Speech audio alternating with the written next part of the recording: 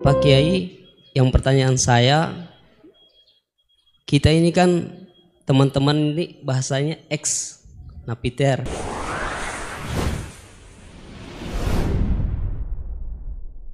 Pak Kiai, yang pertanyaan saya, kita ini kan teman-teman ini bahasanya ex napiter, pernah masuk dalam kesalahan kebencian terhadap negara.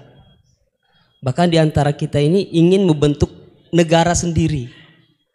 Ya kan? Apalagi kami yang dari Poso, terutama MIT, Mujahidin Indonesia Timur, itu pengen bentuk komunitas bahkan negara di Poso. Gitu loh. Artinya ada kebencian-kebencian. Nah, bagaimana? Karena kami dulunya punya doktrin negara ini negara yang togut, gitu loh. Negara kafir yang wajib untuk kita perangi, kita musuhi, dan orang-orang yang berkembang pokoknya kita basmi lah sampai tegak negara ini, negara Islam versi kami saat itu. Nah, mungkin ada pesan atau ujangan nasihat untuk kami ini untuk semakin kuat, ataupun ada kisah-kisah ataupun ayat-ayat yang menjelaskan bagaimana kita itu harus sungguh-sungguh mencintai negara kita yang kita cintai ini. Kemudian yang kedua, Pak Kiai, terkait masalah ihsan. Ini seperti apa? Karena mahwal Islam, mahwal iman. Nah, ihsan ini kita mungkin yang belum terlalu kami pahami. Apa itu ihsan yang kata Nabi, anta'budullaha ka'annaka tarahu fa illam takun tarahu fa innahu yarak. Mungkin ada penjelasannya, Pak Kiai, Gus. Mungkin hanya ini yang dapat saya sampaikan. Assalamualaikum warahmatullahi wabarakatuh. Bismillahirrahmanirrahim. Ya, yang rileks saja ya. Saya pernah ketemu orang yang pakaiannya itu enggak, mungkin kalau orang syariat bilang enggak syar'i lah, pakai pakaian yang tidak syar'i. Tapi dia muslimah, dia ke masjid. Saya ditanya sama seseorang, Gus kok sama orang gitu mau bertemu gitu. Karena saya bilang, kenapa? Dia pakaiannya ada islami gitu. Oke, dia tidak pakaian islami itu nyata, tapi dia ke masjid itu islami, tetap sholat itu islami. Ketika dia ingin sholat dan tetap sholatnya pakai takbir, pakai rukuk, pakai sujud itu islami. Wong setelah di masjid ya pakai mukena, pakai. Kalau sama-sama nyata, Anda kan boleh ngingat sama-sama yang fakta gitu. Dia punya kesalahan dalam berpakaian, dia punya kebenaran dalam sujud, dalam rukuk, dalam ibadah. Dan itu tradisi Quran. Quran ya cerita famay ya'mal mithqala dzarratin khairan yarah wa may ya'mal mithqala dzarratin syarran yarah. Apa susahnya sih ingat dua-dua sisi itu? Sama bernegara atau bertetangga. Kita bayangkan jangan bernegara dulu, terlalu luas, bertetangga saja ukuran. Karena nanti sama, bernegara sama bertetangga itu hadisnya sama. Kita di kampung itu ya ada masjid, dan orang-orang yang enggak sholat juga nyumbang masjid. Bahkan ada yang nyumbang masjid banyak terus tidak sholat, karena keramik saya sudah sholat katanya. Saya pernah ketemu orang model gitu itu ya ada. Jadi, tapi ada juga yang sholat terus tapi nggak pernah nyumbang masjid. Ya orang banyak.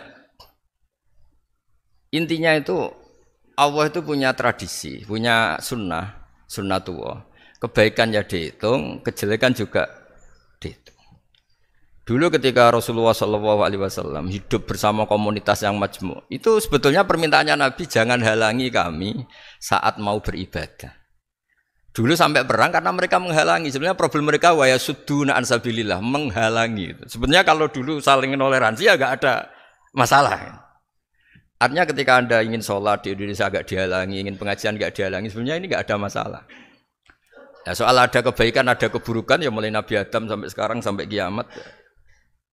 Itu cara pandang. Jadi cara pandang kita terhadap orang lain itu harus hal-hal yang nyata. Kalau kesalahan mereka nyata, kebaikan mereka juga nyata. Kenapa kita hanya ingat sisi yang jelek, tidak ingat sisi yang baik?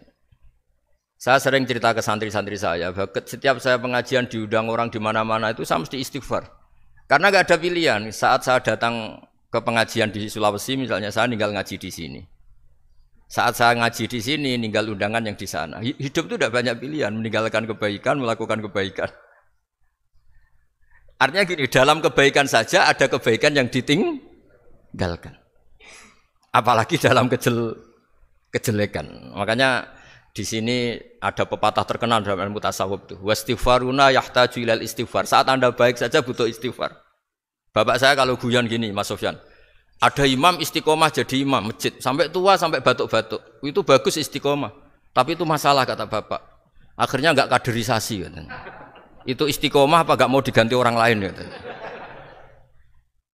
Ada kiai dai di mana-mana. Itu mesti orang muji, oh itu dai di mana-mana, laris enggak pernah di rumah. Pondoknya pasti bubar itu karena ditinggal. Jadi kebaikan seperti ada orang sering sowan kiai.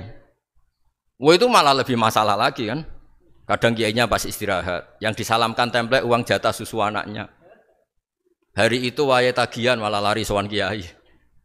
Nah, harusnya di rumah ada fardu ain tagihan listrik entah apa. Jadi makanya di hikam itu terkenal kata-kata manusia itu siapa? Manusia itu mangkanat mahasinuhu masawiya fakih falatakunu masawihi masawiya. Manusia itu orang ketika baik saja salah, apalagi pas salah. Coba saya misalnya pidato begini, di atas panggung saya orang alim pidato nasihati orang. Di saat yang sama seperti yang tanya Mas Wildan tadi ada agak sopannya. Di situ ada mungkin orang yang lebih sepuh timbang saya. Masa lebih muda kok di atas? Yang di bawah lebih tua? Ada agak sopannya. Mau enggak pidato disuruh, mau di atas disuruh, enggak sopan sama yang. Tapi misalnya yang paling sepuh pidato enggak pernah ngaji kok pidato terus gimana?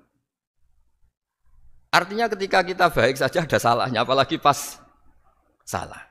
Sebab itu ajaran Rasulullah itu suruh berdoa Rabbana dzolamna anfusana. Sebelum minta itu merasa, ya Allah kita ini mendolimi diri kita sendiri. Karena dalam pilihan-pilihan itu pasti ada salahnya. Coba misalnya Anda bangun masjid habis 2 miliar. Yang harusnya 1 miliar sudah jadi.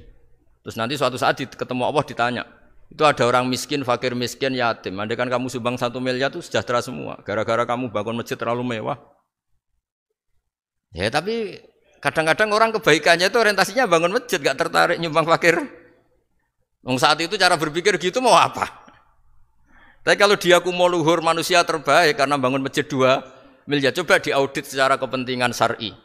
Penting mana dengan ngasih makan fakir miskin? Penting mana dengan menikahkan janda misalnya? Penting mana dengan pendidikan? Apa artinya masjid mewah orang nggak tahu halal haram, nggak tahu najis, nggak tahu cara sesuci, nggak tahu cara adzan yang benar. Terus penting mana untuk beli kitab sama dipakai masjid?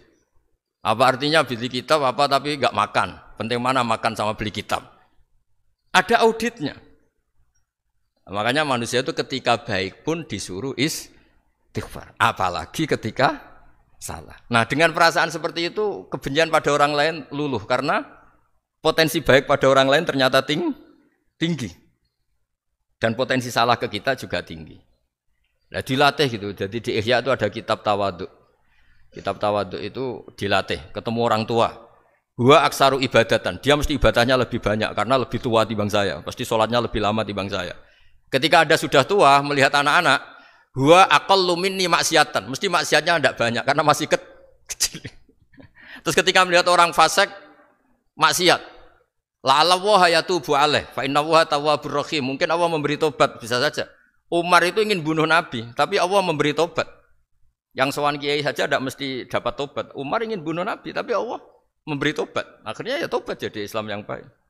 Dalam sejarah Wali Songo, Kalijogo sowan Sunan Bonang itu ingin garong, tapi malah jadi muridnya jadi wali. Kalau Allah sudah menghendaki tidak ada ya. Perang Uhud orang Islam kalah itu karena panglimanya siapa? Khalid bin Walid. Tapi dia malah yang dapat hidayah. Nah, sama orang yang sekarang Anda benci bisa saja Allah merencanakan ada apa? Hidayah di situ.